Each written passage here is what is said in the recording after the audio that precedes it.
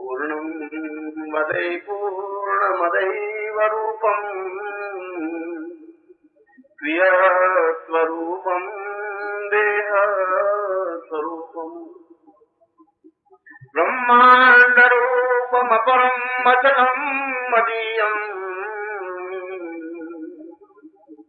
त्वाम् देवसेवि शरणम् महतम् प्रपद्ये। हम अपने जीवन में जो जड़ स्वरूप हैं पूर्ण चेतन युक्त बने और हमारे सारे शरीर के अंग,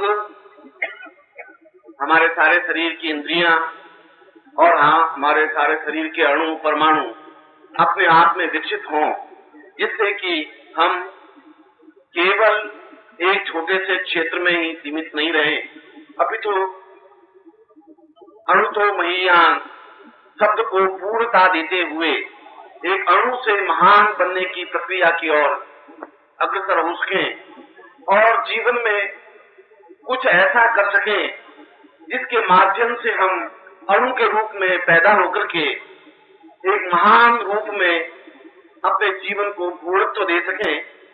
ऐसा ही जगत जननी लीला विजयनी माँ जगदम्बा से मैं प्रार्थना करता हूँ, आप सबको आशीर्वाद देता हूँ कि आपके जीवन में पूर्णता।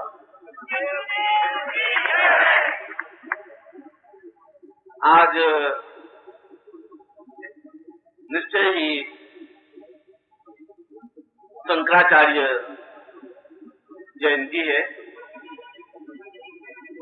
और आज से 5,500 वर्ष पहले भी ठीक इसी प्रकार की एक संक्रांति काल, एक संक्रांति वेला उत्पत्ति हुई थी। संक्रांति काल उसको कहा जाता है जब आदमी का मन और मस्तिष्क अंतर्द्वंद में उलझ जाता है, जब आदमी निर्णय नहीं कर पाता, जब आदमी किसी ढंग से सोच नहीं पाता, दो विचारधाराएं जब परस्पर मंथन करने लग जाती हैं, तब व्यक्ति अपने स्वार्थ और परमार्थ दोनों की भावनाओं से यह विचार नहीं कर पाता कि मुझे जीवन में क्या करना चाहिए, क्या नहीं करना चाहिए, क्या उचित है, क्या अनुचित है।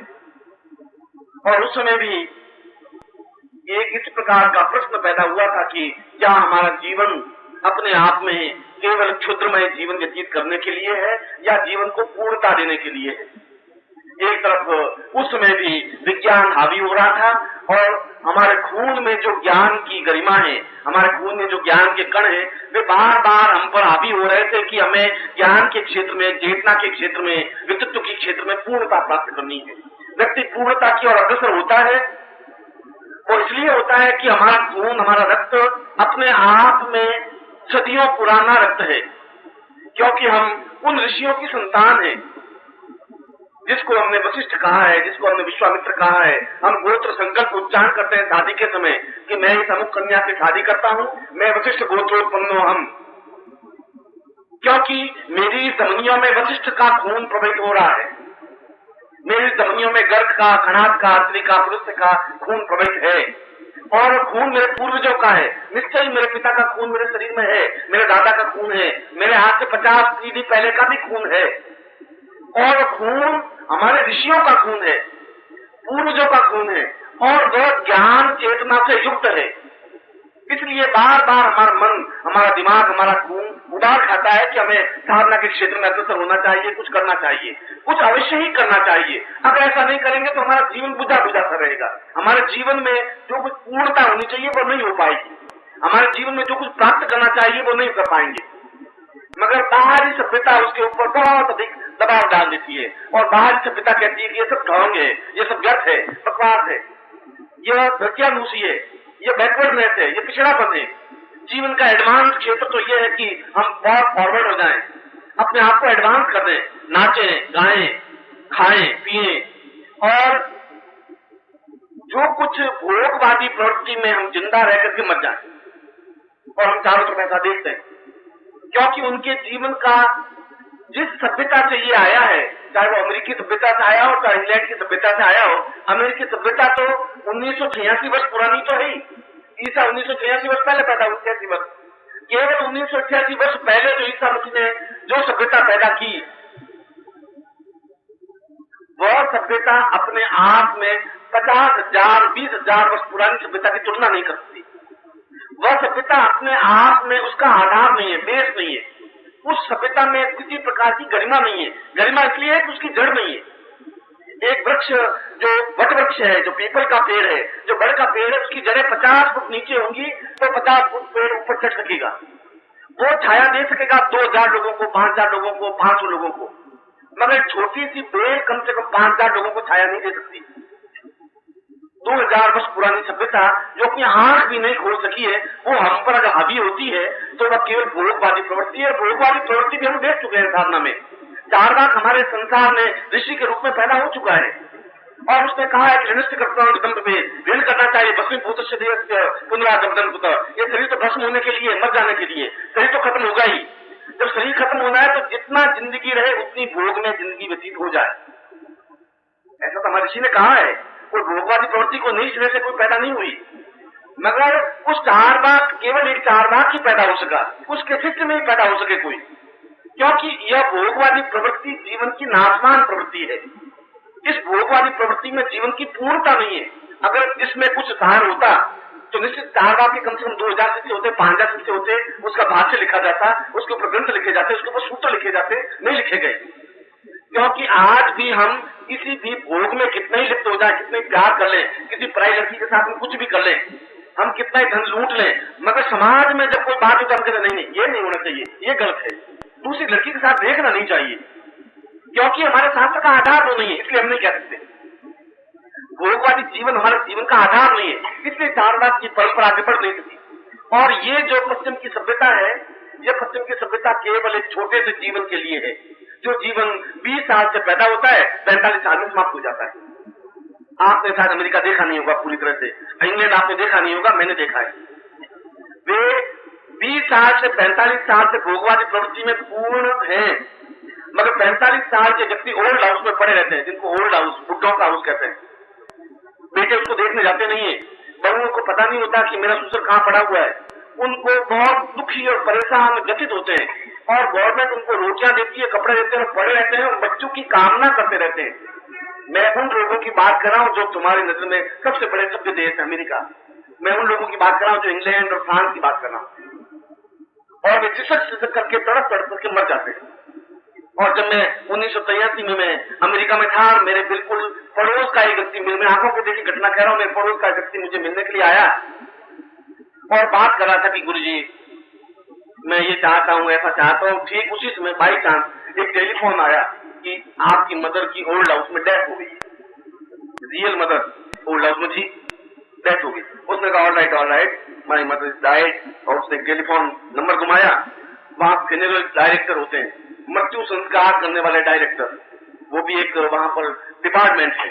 उनको टेलीफोन किया कि फलाने मकान में बुढ़िया मर गई है जो मेरी मदर है, आप उसको ले जा करके हमारे हिंदू धर्म के अनुसार इसको जलाना है, you know I am Hindu, उसको जला करके और आप हमें खान को इन्फॉर्मेशन दे दें और आपका जो भी चार्ज हो बिल भेज देना। और राइट, और फिर उनसे बात नहीं कहता हाँ मैं आप बिजनेस की बात कर रहा हूँ। हम तो वो उसकी रियल मदर जिसने उसको जन्म दिया है, जिसने उसको पाल पोस के बड़ा किया है, और उससे कोई उसकी घृणा नहीं है, दुश्मनी नहीं है, कोई लड़ाई झगड़ा नहीं है, मगर वे खुद भोगवादी प्रवृत्ति के हैं। उनके जीवन इस बात का एहसास नहीं है कि हम कहाँ खड़े हैं। वो तो ठीक है मत गए और राइट, अब उसको कौन ले जाकर कंधे पर डाल के कौन जलाएगा, क्या है, ठीक है। वहां पे एक मृतक संस्कार करने वाले थे, जैसे यहाँ पर दुकानें, वैसे दुकानें खुली हुई है, किसी को आप टेलीफोन कर दीजिए, वो उस बुढ़िया को लेके जाएंगे, जला देंगे, शाम को बिल भेज देंगे $275 या $375, फिर आप उसको एक लिस्ट दे देना, ये हमारे रिलेटिव, उनको इन्फॉर्मेशन दे देना, वो आप लेटर में छाप के उनसे पूछ देते हैं भाई फलाने की मां मर गई है, भगवान से प्रार्थना करते हैं कि आत्मा शांति हो गई, शांति। ये वह भोगवादी प्रवृत्ति की मैं बात कर रहा हूं। और ये आपकी जो भोगवादी प्रवृत्ति की तरफ जो बढ़ रहे हैं, उसका अंत कहां पर है? वो वहां पर है जिसको मैं आपको उदाहरण दे रहा हूं। हमारे जीवन में भोगवादी प्रवृत्ति अपने आप में हावी नहीं रही। भोग जीवन का एक अंग रहा। धर्म, अर्थ, काम तीसरे नंबर का प्रति रहा पुरुषार्थ में। सबसे पहले धर्म रहा, अर्थ रहा, काम बाद में, उसके बाद मोक्ष की परिणति रही है। और ऐसा हम जीवन में, मैं उस शंकराचार्य के प्रारंभिक श्लोक में उन्होंने कहा कि अणु तो महियान, मैं अणु में पैदा होता हूं, मैं अणु हूं, इसमें कोई दो राय नहीं। व्यक्ति जब पैदा होता है तब आप उस शंकर भारती के श्लोक के अनुसार प्रत्येक व्यक्ति जब पैदा होता है तो एक कला प्रधान होता है, उसमें एक कला होती है, एक कला तो होगी, उसमें प्राण है, चेतना है, तो एक कला प्रधान है। और वह अपने कार्यों से और प्रयत्नों से, अपने तरीकों से वह आगे बढ़ता है, ज्ञान की चेतना के माध्यम से, भोग के चेतना के माध्यम से नहीं, क्योंकि भोग अपने आप में पशुओं की तरफ ले जाता है। उन पशुओं को ये पता नहीं होता कि हमारी बेटी कौन है, बहन कौन है, माँ कौन है, इस बात का कोई एहसास नहीं होता। वे तो सामने वाली किसी मादा को देखते हैं, वो चाहे बहन हो चाहे कोई है, वो अपने आप में भोग्या ही पशु मानते हैं। हमारा जीवन भी वैसा ही हो गया है। वह ये कह रहे हैं शंकर ये नहीं है, हमारे जीवन का ये उद्देश्य नहीं है, हम तो जीवन में एक कला प्रधान है। और आपको मालूम होना चाहिए कि महावीर स्वामी 8 कला प्रधान थे जब उनका शरीर शांत हुआ। बुद्ध का जब शरीर शांत हुआ 9 कला प्रधान थे। भगवान राम का जब शरीर शांत हुआ 12 कला प्रधान थे। 16 कला प्रधान केवल श्री कृष्ण थे। एक कला से 16 कला तक की परिणति अपने आप में जीवन की अणु से महान तक की यात्रा है। हम अणु कहाँ पर है? एक कला पर। पूर्णता कहाँ पर है? 16 कला पर पहुंचने की क्रिया पूर्णता है। अब हम बीच में कहीं पर भी रुक सकते हैं। भगवान बुद्ध के स्टेज पर रुक सकते हैं, उससे पहले के स्टेज पर रुक सकते हैं, हमारी एक कला लेकर के मर सकते हैं। और इससे पहले यदि हम जीवन में किसी गुरु के साथ में रहे और साधना के क्षेत्र में, मंत्र के क्षेत्र में, अब जीवन की पूर्ण बैकग्राउंड हमारा 16 है। 16 में से 15 तो अंधकार में है हमारे जीवन का, एक कला हमारे पास में है। जो 15 अंधकार पक्ष हमारे ऊपर हावी है, तो हम कहाँ जीवन में उस भगवान के दर्शन कर सकेंगे? कहाँ साधु मान दर्शन कहाँ से कर सकेंगे? हम जीवन के पाप कहाँ से काट सकेंगे? हम जीवन की पूर्णता कहाँ से प्राप्त कर सकेंगे कि हमारा पूरी यात्रा का हमने एक चरण पार किया है। 100 मील में से केवल हमने 5 मील पूरे किए। उस एक कला से आगे बढ़ता हुआ दूसरी कला प्राप्त करे, तीसरी कला प्राप्त करे, चौथी कला प्राप्त करे। कई बार जीवन में मृत्यु को प्राप्त हो जाता है तीसरी कला प्राप्त होते हुए, मगर फिर भी उसके संस्कार बने रहते हैं, वो मृत्यु नहीं है। जब नया जन्म लेता है व्यक्ति, तब भी उसके बैकग्राउंड में 3 कलाएं तो होती है, यद्यपि उसमें वह एक कला प्रदान होता है, मगर 3 थोड़ा सा वो साधन बढ़ जाए तो जल्दी से सफलता प्राप्त कर लेता है, उस तीसरी स्टेज पर आ जाता है। कई बार ऐसा व्यक्ति 2 साल में प्रयत्न करके उस स्टेज पर आ जाता है, जो व्यक्ति 5 साल के बाद नहीं आ पाता है। मैं आपको बता रहा हूँ साधना का क्षेत्र स्तर क्या है। और व्यक्ति साधना करता हुआ चौथी कला, 5वीं कला, छठी कला, 7वीं कला, एक जन्म में ही पूरी 16 कला प्राप्त कर सकता है, यदि व्यक्तित्व में पूर्ण क्षमता है, यदि व्यक्ति को पूरा गाइडेंस है, यदि व्यक्ति को कोई ऐसा गुरु है जिसको इस बात का मालूम है कि इस व्यक्ति की कला कहाँ तक है, इसका स्टैंडर्ड क्या है। तीसरी क्लास पास है, 5वीं क्लास पास है, ये व्यक्ति मैट्रिक पास है और ये व्यक्ति बीए पास है, दोनों के चेहरे को अंतर नहीं आता। अगर मैं मान लो बीए पास कर लेता हूँ, मेरा चेहरा ऐसा ही, एमए कर लूंगा तभी चेहरे को अंतर नहीं आएगा, पीएचडी कर लूंगा तभी चेहरे को अंतर नहीं आएगा। चेहरा और शरीर तो वैसा ही रहेगा, बौद्धिक स्तर में अंतर आ जाएगा। इसलिए एक कला 8 कला में कोई गैपिंग नहीं आ जाएगा, उसकी साधनात्मक डिफरेंस आ जाएगा, साधनात्मक गैपिंग डिफरेंस आ जाएगा। और वह साधनात्मक गैपिंग डिफरेंस और उस अणु से पूर्ण परमाणु तक पहुंचने की और अणु से पूर्णता तक पहुंचने की, एक कला से 16 कला तक पहुंचने का जो रास्ता है, उस रास्ते को क्रिया योग कहा जाता है।